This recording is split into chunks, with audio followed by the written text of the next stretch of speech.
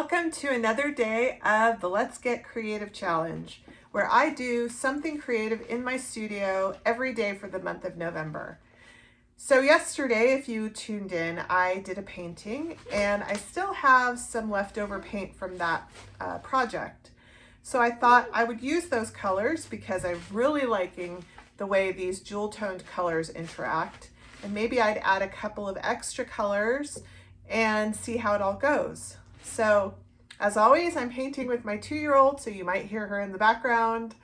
And let's get painting.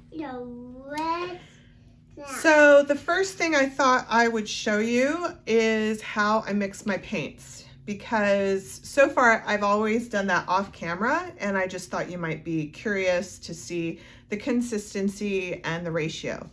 So I'm going to put a little bit of metallic white in this cup. You can see about how much I put. This is a tube acrylic paint. So I just have a little glob down there in the bottom. I am not someone who spends a lot of time measuring or weighing. I just eye it. So I'll show you about how much I'm gonna make. So I'm using the golden color, what is it called? Color pouring medium in gloss. This is a professional pouring medium. It maintains the binders of the paint, so it doesn't break them apart, since acrylic paint is water soluble. If you use too much water, you will break down the binders. Acrylic paint creates a sort of honeycomb atom structure when it dries. And so you want to keep that structure intact to have your painting really last and not break down, not craze or crack. So I put this in here to maintain all the binders. It's a creamy white, so unfortunately you can't see it change color as I'm mixing, since I'm mixing with metallic white. And whenever I mix the whites, I just mix like crazy because I don't know. I don't know when it's completely mixed. But this will dry clear and glossy.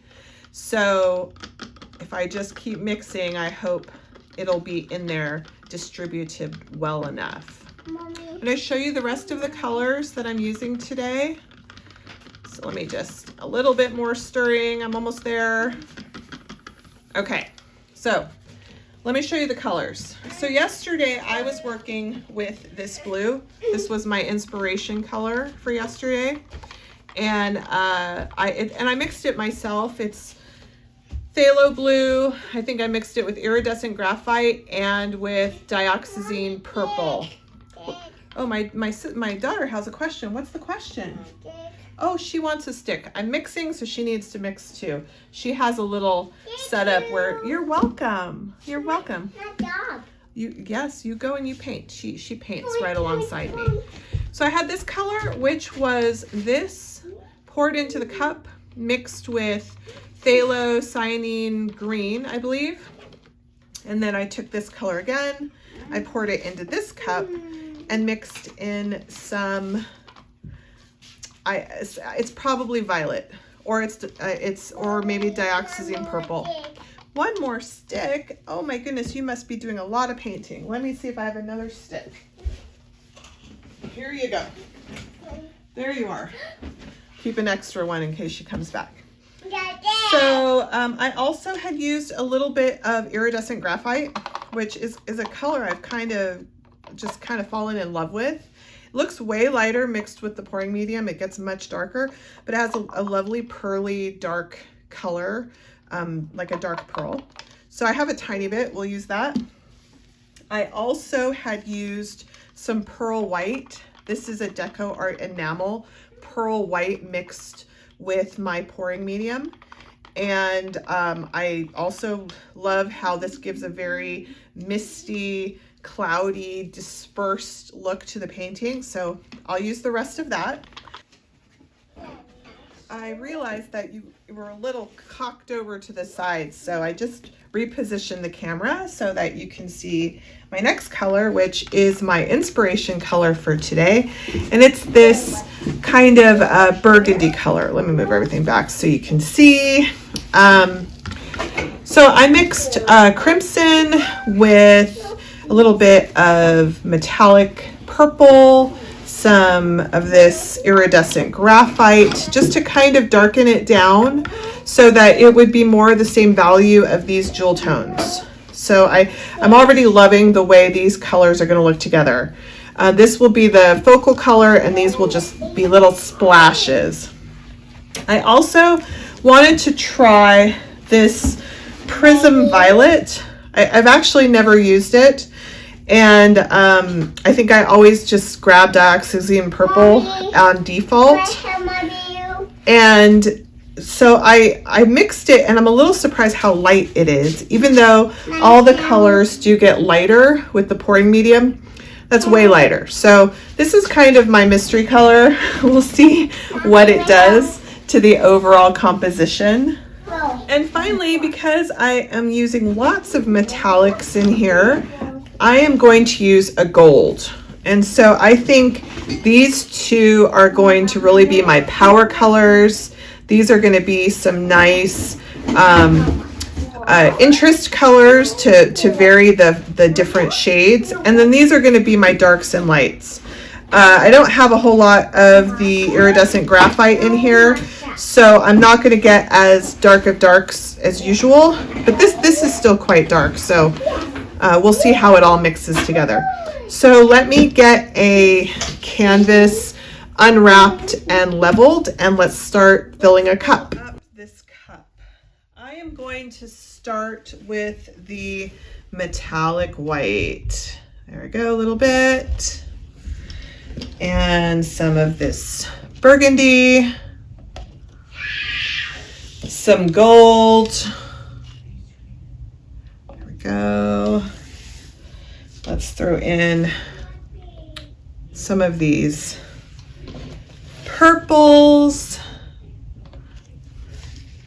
Here we go. Some of this indigo. This kind of teal emerald color. Now I'm going to throw in the pearl white, a good chunk of the pearl white. And let's start with the burgundy again. There we go, some gold. Here we go. Let's put this Prism Violet. Now I'm going to put the rest of this iridescent graphite that I had. Let's see. Really get that in there. Woohoo. All right. Here's some more of this darker purple. I really enjoy making my own colors. Something kind of visceral about just immersing yourself in the colors before you're painting. Let's do this guy. Here we go. I'll save a tiny bit for the end. Some more of this metallic white and gold. Definitely need more of my red. Maybe I haven't put enough in there. I don't, you know what? I was gonna put the pearl white, but I don't really want pink. So I'm gonna avoid putting the white right against the red. I don't mind the other colors getting lighter. I'm not really looking for a pink in this one. All right, so let's see. Well, and maybe I'm gonna eat my words since this Prism Violet seems like it has a very pink tone to it.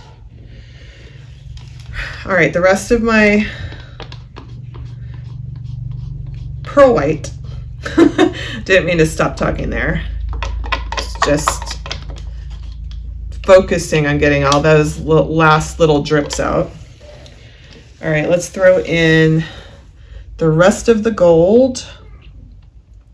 In general, colors like gold and silver, some of my favorite metallics, copper, depending on what the composition is, I don't like to use them too far to the top of the cup, since a lot of what is going to go over the edge is at the top of the cup. And so the colors that I really want to stand out, and usually when I'm throwing in something like gold, I want that pop of color.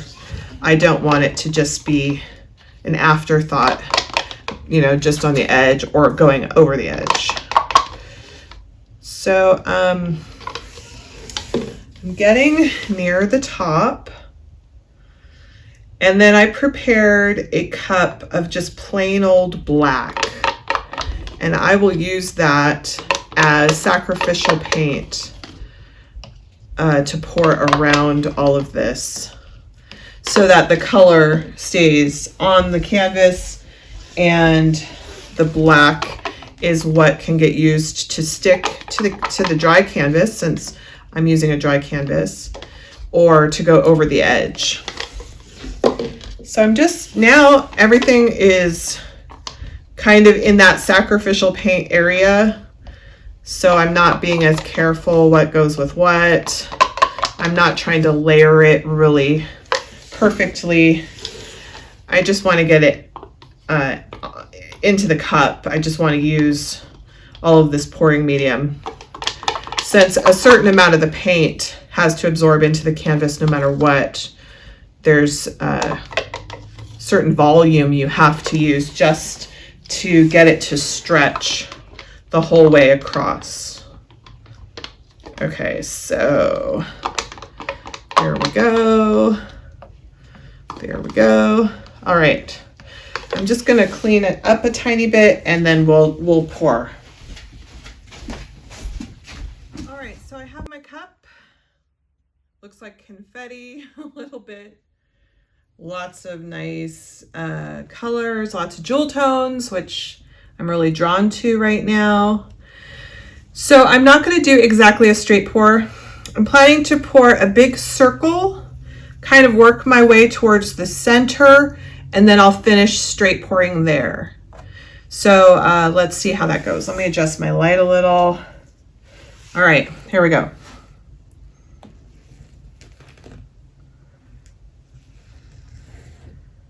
And the reason I'm doing it like this is that I want some of these stripes, but I don't want them to be straight across the canvas. I wanted them to kind of be circular, but I didn't want to do a ring pour, if that makes sense. Let's see. These last little drips at the end always get magnified. So I'm just gonna go like this a little bit and add a little bit of funkiness. I saw a chunk of something come out. I don't know if you are close enough to see that. So I will be looking for that as the paint moves. It looks like it was a chunk of paint, and I'll just pull it out. So I'm gonna let this rest for just a second. I'm going to torch it. And it looks like I did a pretty good job of leveling, because the paint is not moving in any direction. Bravo to me. When I started doing this, I've been painting my whole life. I love paint. I love color. You know, the tagline for my channel is making a beautiful mess. And that's really always how it's been for me. whenever I did art, I didn't always have the best execution, and maybe in some ways it could have been sloppy sometimes, but it was beautiful regardless. It was beautiful in the sloppiness. It was brave because I would just get the color down, and for me that was the most important part. So my son was really interested in hydro dipping and in just painting anything. He was kind of reaching his teenage years, and he started to paint everything, like his Xbox controller, his Nerf guns, his skateboard. Nothing stayed its true color. And so I thought, well, this is kind of an interesting way that we can maybe work together. We can start to do some fluid art together. And so it's been this journey, and I've realized things like leveling the canvas seems simple, but it's one of those details that you don't know in the beginning, and you have to learn the hard way. And also the bubbles and what torch and what consistency. There's a lot of moving parts that can really screw up your painting if you don't get them right. So I'm always proud now when I have a successfully leveled canvas. So I'm letting it sit a little just because I want to see if anything pops up. Sometimes some cells will pop up after you torch, after you've heated it. It's all chemistry, you know, the different consistencies, the different metallics versus the deco art enamel. They're all interacting, and little weird things are going to happen. So I'm giving that a chance to happen. So I'm gonna turn you off for a second, let this percolate, decide what it wants to be, and then we'll stretch it out. Okay, so it's been a few minutes, and I did actually fish out the chunk. Look at this thing. It was huge. It was this huge chunk. I think what happened was, sometimes when we're working with this, these lids often have these big chunks of dried paint. And I think when I was pouring it into the cup, I didn't notice that one had fallen in. So look for that whenever you're working. Have a good light that you can kind of, find those bumps. So I did see some more little cells popping up, especially in here. We'll see what happens with that. I'm going to pour my black around it. This is just regular black mixed with the same pouring medium, Mars Black. And this is going to help to wet the canvas so that I will lose black and not all of these luscious colors. There we go. If you haven't watched any of my other videos, you might be asking, why didn't you put down a base coat? And I see this question a lot, to be honest. Should I put a base coat? Why do you use a base coat? Sometimes I do. I mean, honestly, sometimes I do. I'll put down a nice base coat, and I do it different every time. Sometimes I actually pour my base coat so that it's like glass, and I start with this glassy surface. Sometimes I use a paintbrush. Sometimes I use one of my knives. Sometimes I do it dry, like right now. And, each method just gives a little bit of a different result. None is better or worse than the other. It just depends on what you're trying to do. Once you get a handle on kind of the rules of the game, then you can break them all you want. So look, see here, the black, it's hitting that dry canvas, it's getting absorbed, and it's rolling under. So now you only see the color. And I'm going to first just kind of coax it around the canvas. Just let it kind of touch. When you get good at this, you can really move the paint very intentionally. When I am having a good day, I can even get the paint to make kind of a corner shape. And so it actually approaches the corner in a corner shape. Just takes practice.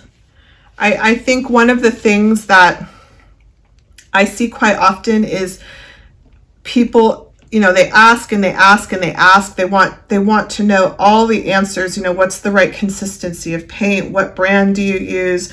What kind of canvas? What colors do you use? All these different things. And none of those answers really matter until you've messed around with it and you understand the answer. When you have pushed the paint around and played with it yourself and felt it, you know, I know people say, oh, they say the consistency should be like melted ice cream or warm honey. What does that mean? Well, you just have to do it.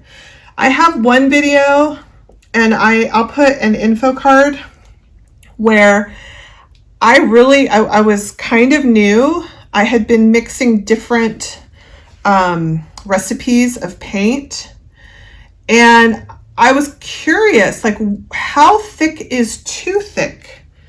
You know, because too thin very quickly makes a disappointing painting because you lose your structures. So I was curious, well, if I don't want to lose my structures, you know, like these lines, if my paint is too thin, even though the lines appeared, while it was drying, they would just disappear. They would all merge together. So I made very thick paint. I got a small canvas. It cost me, I don't know, $1.50 or something for a small canvas. And I poured it, and it was a tough one. If you do end up watching the video, it's probably my most boring video because the paint was so thick, it would not move. And I was determined to edit the video in real time so that you could see precisely thick paint like that, what you're going to see. How does it move? Because when it's sped up, you don't really get a feel for how it moves, or how quick or slow you have to make decisions on what paint goes over, what paint stays. So I lost my push pin. Let me fix the push pin here. So I did an experiment. It was super thick. It was a difficult pour, and it actually turned into a really pretty painting for what it is. I mean, if I was trying to do something else, if I was trying to do a Dutch pour or something, or I was trying to get a bunch of cells, well, then it was a failure. But I just made it, it is what it is.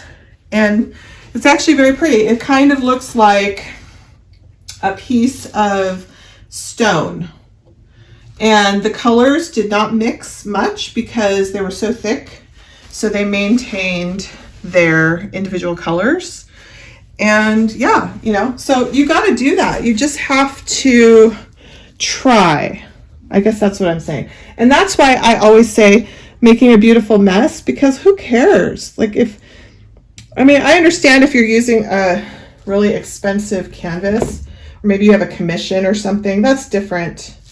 But if you're just doing this for your own enjoyment, especially during this COVID time, I know a lot of people have picked this up as a hobby, then just go for it. Make a mess. Make a mess. So I'm going to wash my fingers and I will be back. So what do you guys think? I am kind of jazzed. I think this is gorgeous. I'm really curious to see how dark the red is going to get when it actually completely dries and that pouring medium goes clear. But I thought I would just show you what I do with my tweezers, my handy dandy tweezers. As I was walking away to wash my hands, I noticed a little bump. So let me get in here and see what it is. Yep. There's something. Maybe more of that chunk of paint that I found. So I do that. I go all around. Sometimes you might catch a hair or a fruit fly or a piece of fuzz that's just kind of floated in there, especially if you're outside. So I'm going to torch it one more time. This time very carefully. I'm going to look and see if there's any bubbles. And then after I've turned off the camera, I will return 2 or 3 times in the next hour to see if any more bubbles have emerged.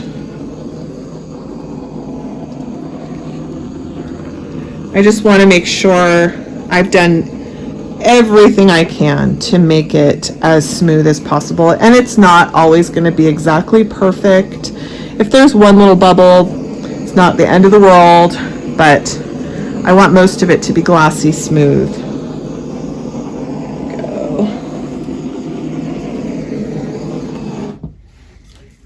So let me get you closer to see some details.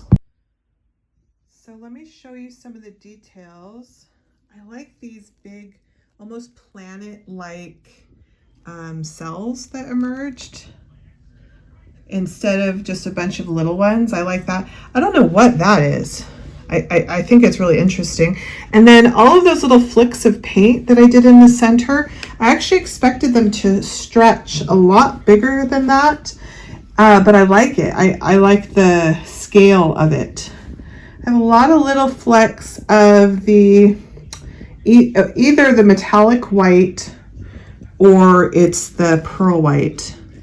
I'm not sure, but metallics have a little bit of a life of their own in how they react. You're going to see lots of little cell action here and there. I can see it, but I know you can't see it. Let's see if the light helps at all. It's really, really shiny with the, can you see those metallics shifting? I know the light is right in the middle. Sorry about that. I wish I could make it better, but I mean the metallics are really showing up. And I don't know, I love it. It kind of reminds me of a nebula. It also kind of has this organic feeling like an alien or a sea creature of some sort. And I love all the movement all around it. So yeah, I will take a photo when it is dry and in good light so you can really see it. But I'm happy. What do you think? What was your favorite part or your least favorite part? For me, this is a beautiful mess. So, okay, I'll see you when it's dry. Cheers. And here's the dry finish. Look at that shine. It's not as shiny as if it had been sealed in resin, but it really brings out the vibrancy of the colors, and it has a really pleasing, smooth, glossy texture. That's one of the things that has really drawn me to this pouring medium and has me spending a little extra to really get that dimension with the shine and all the colors, the richness of the colors. So I hope you enjoyed this video. If you did, please subscribe and hit the notification bell. I generally post every week. And if you need to find me, you can go to SaritaLaRoche.com. Keep making a beautiful mess.